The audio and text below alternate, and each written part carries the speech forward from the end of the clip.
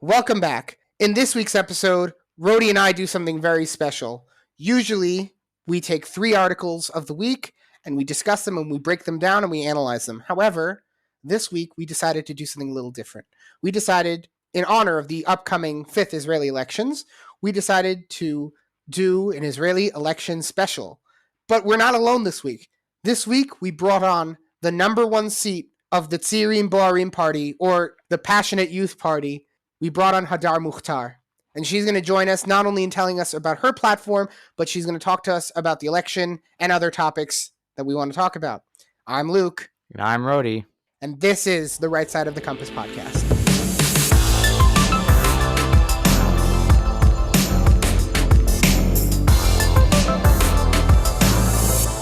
Hey guys, so how's it going? How's everyone's day so far? I'm doing good. How are you? I can't complain. Hadar, how are you doing? Well, I'm doing great, actually. I'm just doing a protest in Tel Aviv, Russell Street, so it can get better. It can always be better, but don't forget that it could also be worse. Yeah, definitely. You heard the whole thing about an Irish optimist. An Irish optimist believes that it can get worse. So, let's channel. Okay, that's nice. Yeah. So we're all being a little Irish optimists today. Sorry about the stuttering. Anyways, always, not just today. Excellent. So before we continue, I want to let you know that, dear listeners, we want to continue producing great content for you. However, we need your help. So we're going to need you to smash that like button, share this video with all your friends and family, and subscribe to the channel. In addition, you can reach out to us by commenting on the YouTube video or by DMing us at The Right Side of the Compass on Instagram. We worked very hard on this episode, and we have a very special guest today, so I hope you appreciate the episode because I think we're going to have a great time, and I hope you enjoy listening to what's going on here. And I hope you are very, very informed by this discussion. Anyways, so without further ado, let's begin. All righty. Okay, so first what we want to do is we want to talk about our guest and her party's platform. So Hadar, so let's talk about your party's platform. You are the number 1 seat in the Tza'arim Ba'arim party. Do you mind giving us what you would translate the party in English to? And also tell us a little bit about the platform of the party. Yeah, sure. Well, the translation is not that good. It's called Burning Youth. So I don't think in English it sounds good as it sounds in Hebrew, but in Hebrew it's Tza'arim Ba'arim, which means they people doesn't go on fire. The people are like burning because of passion, because they are angry, because they want to change. This is like maybe the translation that I will give it. And basically my party is a party for young people. We want to represent the young people in the parliament, in Israeli parliament, and we want to reduce the cost of living because for young people, living here in Israel is so hard. Like the houses here are so expensive. Don't get me started. Yeah. Oh my God. I mean, houses here are so expensive. Supermarkets. Well, it's not even expensive. It's like 30 to 50% down on a mortgage. It's ridiculous. Yeah. And I think a country that are expensive, like it's good, but in Israel the problem is that the salaries are not higher. They're not good as the cost of living. You don't earn here as much as you can earn in other countries that has the same level of prices. And I think this is so important because in Israel parliament, you don't have parties of young people, which I think is the worst. The people that are in the parliament are old. They are 60 years old. They have so much money. They're living in villas. They have private jets. They're millionaires. So how can a 50 years old millionaire can decide on a 20 years old that cannot rent a house here in Israel? So I think you need to put more young people in the parliament. So this is what my party tried to do. Okay. So you said that there's no young people party in Israel. Are you saying that there are young people parties in other countries? I think in Europe there are so many like parties of young people. Most of them are like they talked about the not the cost of living, but like global warming and stuff like this. So I think in these kind of parties in Europe, you have a lot of young people. But I think, yes. And, also in United States, you do have some senators that are young, and you have young people in the parliament of the United States, but in Israel, you don't have anything of it. I mean, define young from like what age to what age? I think young in Israel, in like what it says in the law, it's until 35. 35. So this is what 35. This is what I consider to be young people. But I think it's a problem because, you know, and also another problem in Israel politics is that you have the same politician over and over again. You have the same politician, 50 years old, and they are in the parliament for like 20 years. They don't do anything. You have the same people. This is one of the problems. I want to put new blood in the system. I want to put more people in the system, new people. I prefer them to be young, but you know, old people that they weren't in the parliament, that's going to be great too. But the problem is that you have the same people over and over again. I hear that. So I in my frustration with the constant elections, anyone who doesn't know, Israel has been kind of having just elections after elections after elections. Anyone who says that Israel isn't a democratic country, they're obviously wrong. We're so democratic that we can't stop having elections. Oh yeah. So I said kind of, you know, sarcastically or in a quip almost, that if a bunch of politicians, they get elected and they can't build a coalition, they should just be barred from running, because it's obvious that, you know, that there's something wrong there. And, you know, perhaps it's because, you know, the politicians don't want to work with each other, whatever. That's fine. You know, that's not the end of the world. But then at the very least, then they shouldn't drag what ruined the last election. They shouldn't bring it with them to the new election. I thought that would make a great rule. But of course, the problem is it would require the people sitting in Knesset to sign that bill into law. And no one in Knesset has any incentive to sign a bill like that. So, but whatever, It is what it is. So tell me, we are a conservative podcast. We're not going to, you know, pretend what we're not here, or pretend that we aren't what we are. Tell me, why should a conservative person who's very like, you know what I mean, Shomrani, I'm not talking about, you know, Masorti, traditional. I'm talking about someone politically conservative, someone who wants low taxes, someone who wants, you know, strong traditional families, someone who wants, you know, a more kind of stronger, you know, traditional social fabric in Israel. Why would someone choose to vote for you, your party, over, I don't know, the traditional quote unquote right-wing parties such as Likud or the Dati Leumi party, the National Religious Party, or the various ultra-Orthodox parties, or Israel Beitenu? Or why would they choose to vote for you over someone else? I don't think it's a question of being conservative and not being conservative. I think, like, I don't believe in left and right. I think it's bullshit.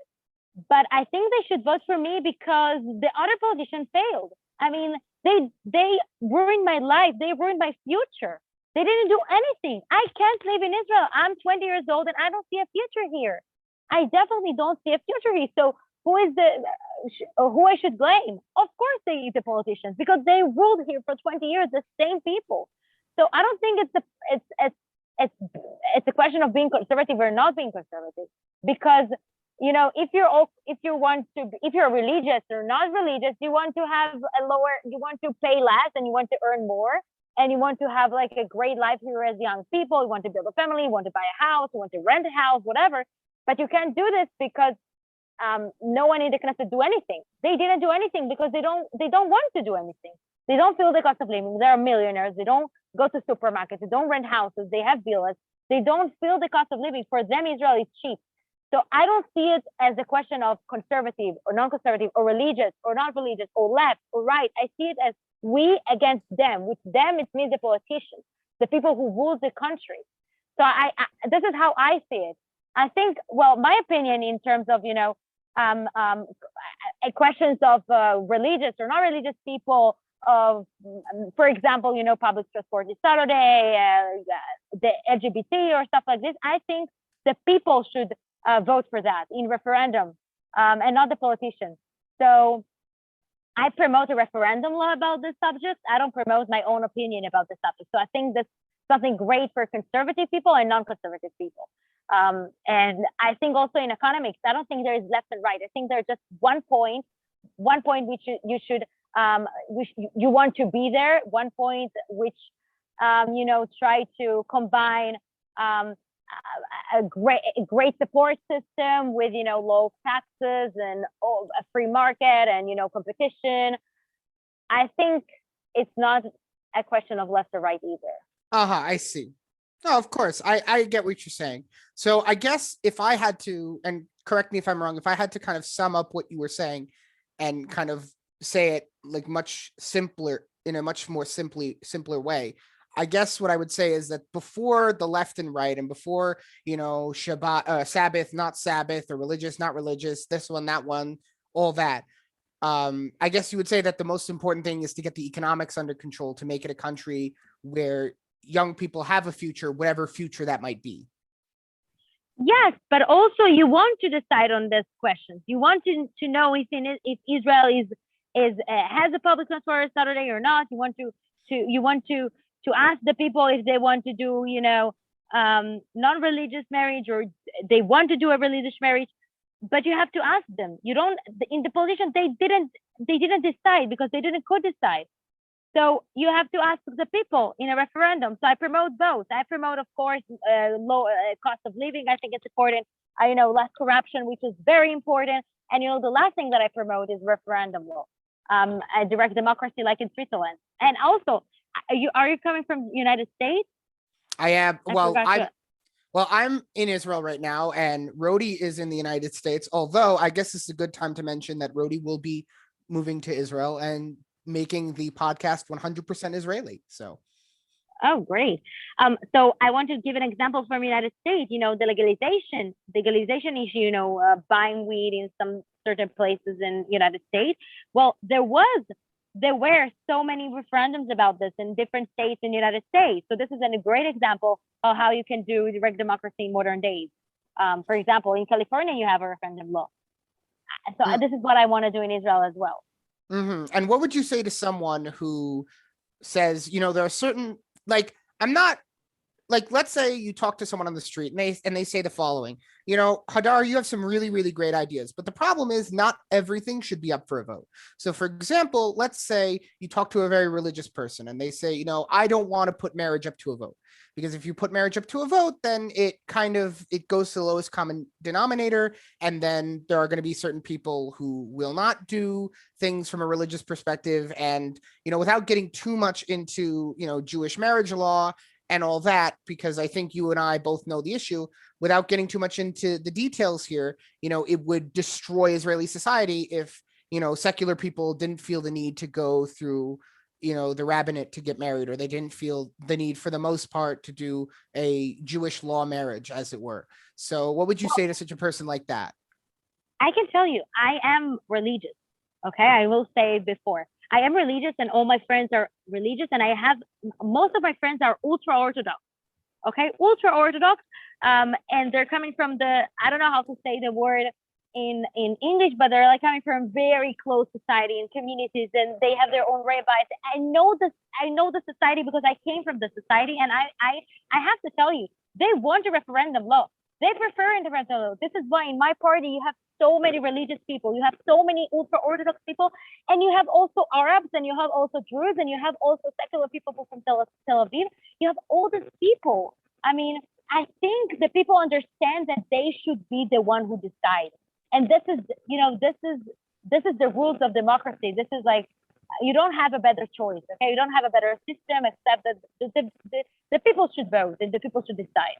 And I think they understand this. And, most of the people are here in Israel, they believe in God, they are very conservative. So I don't see any problem about that. But we need to decide, because if we don't decide, just, it's messed up our political system, and we fight about it all the time, and the politicians use it in order to get votes.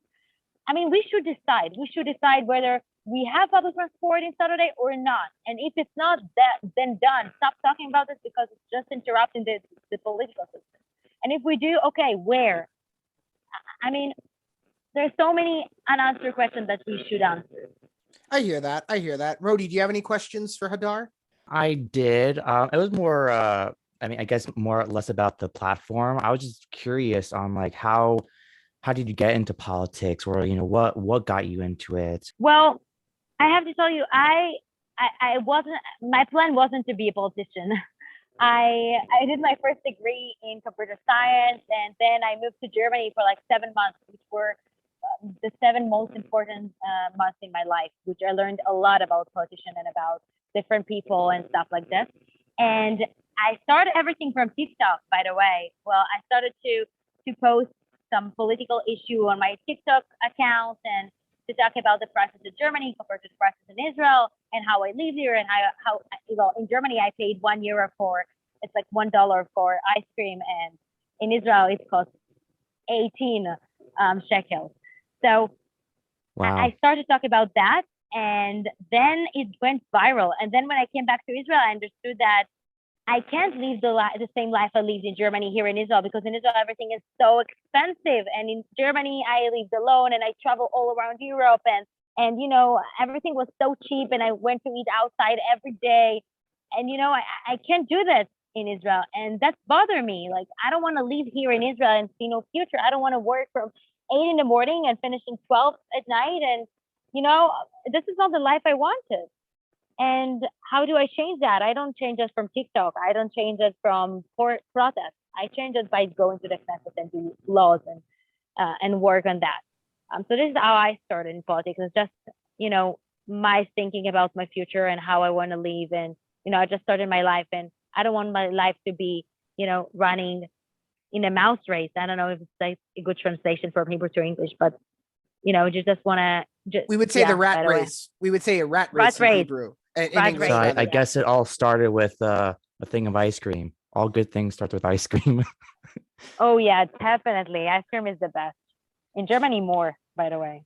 Oh, that yeah, vanilla or chocolate? Which one do you like? I think chocolate.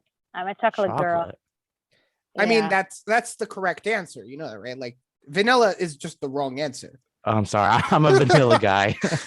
yes, but your opinion doesn't matter because you eat your steaks well done. So your opinion literally does not matter. So you could disregard Rodi's opinion on food and most things, because the number one, Hadar, you don't know this, but this is a running gag on the podcast. I'm always right. Luke is always right. That's the rule here. So okay, got it. So yeah, and his opinions are facts, apparently. I mean, that is a fact. He's not wrong. Anyways, so Hadar, I think you're the second female guest on the podcast. And there's a lot of guys out there who don't know anything about women. Is it okay if we ask you like a non-private dating question? Like, we're not asking about your dating life, but we're gonna ask you about, like, you know, is that okay? Yeah, whatever you want. Yeah, sure. Okay, excellent. So as a woman, how do you see the Israeli dating market? Like, do you see, like, is it easy for a man to get into? Is it hard? What is it like for women? Actually, I don't know about this, to be honest, because I'm kind of conservative and I'm coming from a conservative family. Well, I don't do dating, so I don't know. I know there are dating apps. I didn't have one in my life, but that's probably for the best. That's probably for the best. Yeah, I think so too. Yeah, I think so too. Okay, so essentially, if you were going to give advice to a man where to find a girl, what would you tell that man? What would you tell? Oh my God, he should come to the party. He should come to my political party. You know how much couples there are in my political party that were created, you're saying? I created them. Yes. I should be like, I'm literally God in this subject. Like, there's so many, you know, young people who come into the political party, and, you know, they find each other, and yeah, we have a lot of couples. And I think it's the best, because in political party, you actually, you know, we have a very good people who actually care from the society, from the community. So you can find a great women there and a great guys there. So yeah, I suggest everyone to join with Burning Youth movement. Okay, so you heard it here first. Was this the first time you ever spoke about this? Because I feel like was this the first time you ever spoke about, like, dating at the party? Was that like the first time you ever spoke about it? Because I feel like if it is, then I do want to say you heard it here first, you know? Oh yeah, actually, this is the first time I did it, on a podcast or interview or something like that. So this is the first time, but we have so many jokes about this in the party. But yeah, everyone knows wow. about this party. Yeah. Okay, so you heard it here first. If there's any guys who are having a trouble finding that special lady, go to Tsiri Bourim. You'll find someone special. Hopefully, with any luck. But disclaimer: no results not guaranteed. Batteries not included. So yeah. Anyways, so is there anything else you want to say before we continue with the more general election? Because I love hearing about the party.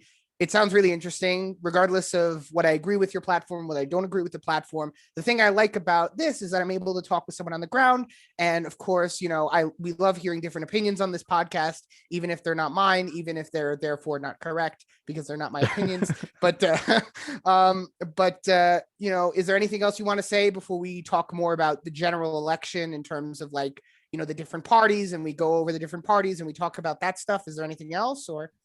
No, I think I said everything. I said everything. That's perfect. All right. So if you are happy with the way you were able to present your party and your platform and all of that in your story, then we will be moving on to the next part, which is we're going to be talking about the major players. Okay. So a lot of our listeners are Americans or English speakers. And so they're looking at Israel from the outside. They see Israel from the outside. And so, let's go over the different political parties. Because as you said, you don't care about right and left. And while I don't know necessarily if I agree, I don't care about left and right so much. What I will say is that left and right is a lot more complicated than it is in the United States, where you really just have the Republicans on the right and the Democrats on the left. And then, of course, you have those little groups inside. But for the most part, it's very easy to follow who's on the right, who's on the left, at least in a very broad sense. But here, I want to talk about the different parties because it's not just, left and right. It's also which right and which left. So, of course, you can't talk about the current Israeli elections without talking about, the big players, right? So, of course, you've got Likud, which is headed by Benjamin Netanyahu, and you've got Blue and White and Yesh Atid. Blue and White is headed by Benny Gantz, and Yesh Atid is headed by Yair Lapid, the current prime minister of Israel. So, although he's more of an interim. So, what do you see in terms of this interaction? Because this has been the big sticking point for the elections because for the last 4 elections, you've had Blue and White team up with Yesh Atid to get this big coalition together of 30 something mandates. And then you had Likud come together. They naturally come with 30 something mandates. And you've got Benjamin Netanyahu, who I like to say is the unstoppable force of Israeli politics. And then you've got Benny Gantz and Yair Lapid, who are simply, and them and the broad anti-Netanyahu movement, they're more of the unstoppable, they're more of the immovable object. And that's why we've had this problem, because you have Benjamin Netanyahu who doesn't want to give up, and you have Benny Gantz and Yair Lapid who don't want to give up, right? And they're kind of at odds. So would you say that's a good characterization of it? And do you have anything to add? And what would you, someone who's on the inside, what would you say? I think it's more complex now than it was before. Well, because now Benny Gantz doesn't like Yair Lapid that much because he's the prime minister instead of him. So I think I will divide it to 3 categories. You have Bibi Netanyahu with the ultra-Orthodox, and you have also the religious people. They are one block which contains, I think, 50-something mandates. And then you have Benny Gantz, which wants to be also, the prime minister. He does not want to be under Yair Lapid anymore. So I'll put him in another block. And then you have Yair Lapid, which goes with the Avoda, with the, is that Labor. A good pronunciation? Avoda, the liberal, yeah. No, not liberal, labor. Labor. Yeah, the labor, yeah. Labor. So you have Yair Lapid, which goes with the labor and Meretz, yeah. And do they, Meretz. And do they go with the Arab parties as well, or are the Arab parties their own thing? I think you have 2 Arab parties. You have one of them, it's called the Reshima Meshutefet, the joint list. Enjoy list. So they're they don't want to sit in any coalition. And then you have Ram. which I don't think you can find a good translation for Ram. But this party wants to be part of the coalition. So you have two Arab parties. One of them does not want to be with anyone. The second one wants to be part of the coalition. So Yair Lapid will go with the Arabs. So they're like one block. Then you have Benny Gantz, which wants to be, I don't know what he wants actually, but I think he wants to be also a prime minister. He wants to like be with the Netanyahu, Yair Lapid, with everybody, but he wants to be the prime minister.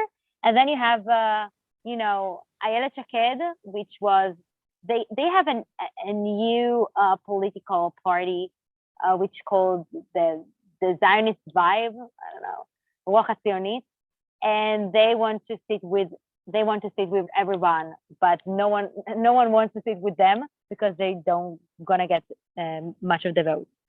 So I put this in 3 blocks. Yeah. Would you say that the reason why Ayelet Shaked's party, the Zionist spirit, I guess I would call it, would you say that the reason for, I guess, its lack of excitement is because of what happened with Bennett and how? Yeah, Bennett... sure.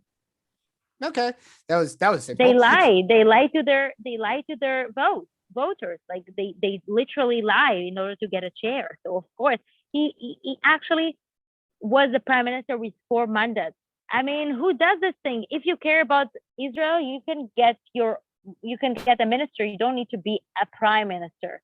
Like he just wanted to do it for the job and then he quit. Yeah, I think a lot of that's what I heard from a lot of people who they voted for, what they figured was a religious Zionist party, right? If I recall correctly, was Yamina Hadash, and or I guess they changed it at some point. I didn't bother to care because it's just like, who cares? And a lot of people were saying that. Now, it is important to point out that Bennett did not break any rules. I'm not saying Bennett cheated or anything, but yeah, it is kind of like it's not really like the way the system's supposed to work. It's more like, well, technically that works, but come on, if you got 4 mandates, you shouldn't be in charge, Yeah, sure. And I think I want to say another thing that, because there was a different government and there are a lot of people that hope that this government will make a big change and everything is going to be different. I think there are a lot of people who are really disappointed from Yair Lapid and Benny Gantz and all this group. Because people feel in Israel that everything is the same. Like they were the same as Netanyahu. We can't see big change. We don't see anything different. So I think a lot of people in Israel are kind of really disappointed right now because they don't believe to anyone anymore. Well, I would say that I could have predicted that, and I'll tell you why. People think that if you swap out the politicians, you get something new. But the reality is that, at least here in Israel, and I'm sure I can make the connection elsewhere, but here in Israel, most politicians, they come from big military backgrounds, right? So Yair Lapid's kind of this weird, exception to the rule. But Benny Gantz was the chief of staff at one point in the military. To be the chief of staff in the military means you need, on some level, you need to respect the system and the way it works. And if you do that, you can't then also have a mindset of, oh, I'm going to change everything, I'm going to fix things, because you don't get to be the chief of staff of the Israel Defense Forces if you're constantly this maverick who's trying to change things. That's how you get shafted by some other pencil pusher, because eventually, a lot of people, they talk about these chief of staffs like they're these big warriors, and you can't be the chief of staff if you didn't serve in combat. But at the same time, there are combat soldiers who are more willing to do, certain things, and there are combat soldiers who are willing to do other things. To get to that level of authority in a system where your job is to follow orders, you have to be good at following orders. Yeah. Being creative and being like a mover and a shaker doesn't really help you. So, I mean, that's the way I see it. Well, I think that you are right, because all the people that are coming to politics right now. Yesterday, there was someone new who coming to politics, also a really high commander in Israel, and he joined to politics to Benny Gantz's party. I think all of the people that are in our political party, they are kind of made from the same material. Well, they have a lot of money. They were years in the system. Also, Yair Lapid, which doesn't have an army background, he still was in the media. He was represents. He worked on he worked on media, and he worked on TV and stuff like this, and also Benny Gantz with all this background of military stuff. And then you have all the other politicians, which are millionaires, and they have a lot of money, and they were, in the system before. So I really agree with you. I think all of them are kind of from the same material. Okay, so let's say I come to you and I say, I put a gun to your head and I say, Hadar, if you don't predict what happens in the Israeli elections, I'm going to kill you, right? Let's say I do that, right? Now, because I know you're probably going to say I don't want to make a prediction, but now I force you to make a prediction because now, your life depends on it. So I'm forcing you to make a prediction now. What do you think will happen? What do you see on the ground in terms of who people are supporting? What do you think will be the end result in terms of the coalition, in terms of, how many seats, not like exactly how many seats, because that could take hours and we're running low on time, but just give me like what you think will happen, be the result of the election. Do you think it will be like another deadlock? Do you think something will actually happen? What do you think is going to happen? I think there's going to be another election. Oh, Really? No. I'm not surprised. Right. That's why I never believed these people when they said, oh, we're going to lock you in your houses because we care about you so much. Because the reality is that a group of people like this who know like that their squabbling is just costing the Israeli taxpayer billions of shekels to run these elections, right? I don't trust them when they say, oh, if you just stay in your houses and you wear the mask and you take the vaccine, I'm gonna trust you. And by the way, this is no commentary on the vaccine or I'm just saying, like, I don't trust these people when they say these things. Like that's the point I'm making, right? Yeah. So that's why I find it kind of hard because if Benjamin Netanyahu really cared and he saw that there's so much division regarding him, then maybe he should just bow out of politics and not be the sticking point. Because I feel that one of the reasons we're having this problem is because all of the right-wing parties are they're trying to figure out, are we with Netanyahu? Are we against Netanyahu? Because of course you've got Israel Beitenu, you've got Avigdor Lieberman's party, and you've got the ultra-Orthodox party, and they can't get along because Avigdor Lieberman's party is based on not pandering to the ultra-Orthodox. And then you've got, and then Benny Gantz, right? Maybe Benny Gantz is not exactly this liberal. He's not like a commie, right? He's just not conservative, right? But he made his platform about not sitting with Netanyahu. So now he goes and sits with Netanyahu to build a coalition. Well, guess what? He just lied to his voters, right? And then and Netanyahu also, if he decides he wants to make a more centrist government, he's going to have to kick some of the ultra-Orthodox. He can't build anything anymore, at least in my opinion. Maybe there's other people who disagree, but fair enough. But I think the results speak for themselves. So I guess what I'm saying is that I don't see it changing. And I suppose you agree with me, because otherwise, you wouldn't be doing what you're doing. So. Yeah, actually, I'm doing that because I think if our party, maybe a new party, will enter the Knesset, maybe that can put end to all this election, because then we can, choose a side, and with this side we will, build a coalition. But yeah, I totally agree with you. I don't think something will change. Like, if there's not going to be a new party which will enter to the parliament, it's going to be election over election over election, because that's what's happening in the past Never-ending 5 years. Elections. Woo. Yeah. Oh, that's horrible. So what do you think is the way out of this? If you don't see there being a definitive election to end elections for a while, what do you see as the way out of it? I told you, I think we need to enter a new party to the parliament. I think burning like Tsairim Bouharim should be a new party, and we need to maybe put new people in the system. So do you think there should be like term limits? What I think? Do you think there should be term limits? Yeah, I think that it could, because, well, it's happening over and over again. So maybe you should put new people and new parties with different opinions, and without the ego game with all the politicians that I'm not gonna sit with you. I'm not gonna sit with you. I'm not gonna sit with you. I mean, we are so tired of this.